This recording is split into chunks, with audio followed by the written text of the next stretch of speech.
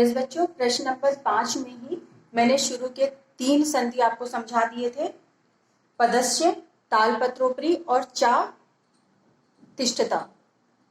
बच्चों अब आइए चौथा देखते हैं। यहाँ पर देखिए करगद प्लस उद्योगे मिलाकर क्या हुआ, करगदोद्योगे। तो यहाँ पर नियमानुसार द के नीचे अ आ रहा है और उ के नीचे उ आ रहा है, तो ये मिलकर क्या बनेंगे, याद करिए, अ प्लस उ इक्वल टू ओ, यानी ओ की मात्रा। इसीलिए यहाँ पर क्या हुआ है, करगद में ओ की मात्रा लग गई है और उ का क्या हो गया है, लोप हो गया है। उसी तरह बच्चों इस तरह जब अ उ के बाद ओ आता है ना, तो इसको कौन सी संधि कहते हैं, गुण संधि कहते हैं।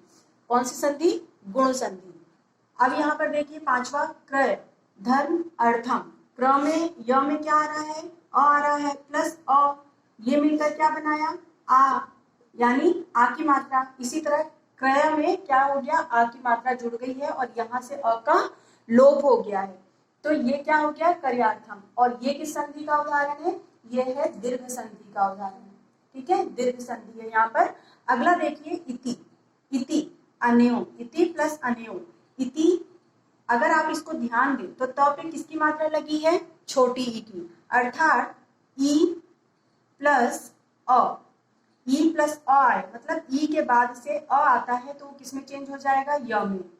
तो यहाँ पर क्या बनेगा, और ये त जो है वो हट जाएगा, वहां पर आधा रह जाएगा। ये क्या हो जाता है, आधा हो जाता है, तो ये हो जाएगा इत्या, इत्यनयो, इत्यनयो। इति में ये त जो है वो क्या हो जाएगा, आधा रह जाएगा और अ की जगह क्या आ जाएगा, य आ जाएगा। तो इस तरह से इसका जो संधि होगा वो होगा इत्यनयो, इत्यनयो।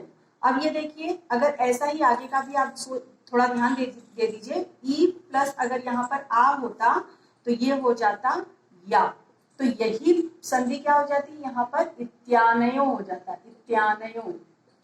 ठीक, अगर इसी ई के बाद से उ होता तो ये यू हो जाता और ये संधि क्या हो जाती, इत्युनयो, इत्युनयो। तो समझ में आया, ई के बाद अगर अ आता है तो ये य हो जाएगा, ई के बाद आ आएगा तो ये या हो जाएगा, यदि ई के बाद उ आता है तो वो यू हो जाएगा, और यहाँ वाला जो है त वो किस में बदल जाएगा, आधे त में।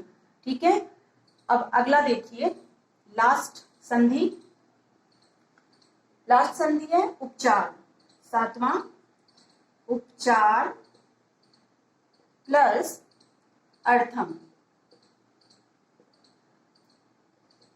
तो उपचार में यहाँ पे क्या आ रहा है, अ आ रहा है प्लस अ, तो ये क्या हो गया, आ की मात्रा। तो इस तरह से क्या बनेगा, ये उपचार,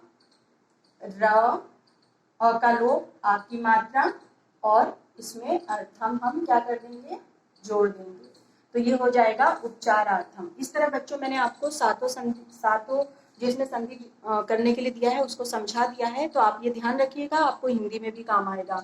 इत्यानयो जो है ये यण संधि का उदाहरण है। किस संधि का उदाहरण है, यण संधि का। ओके।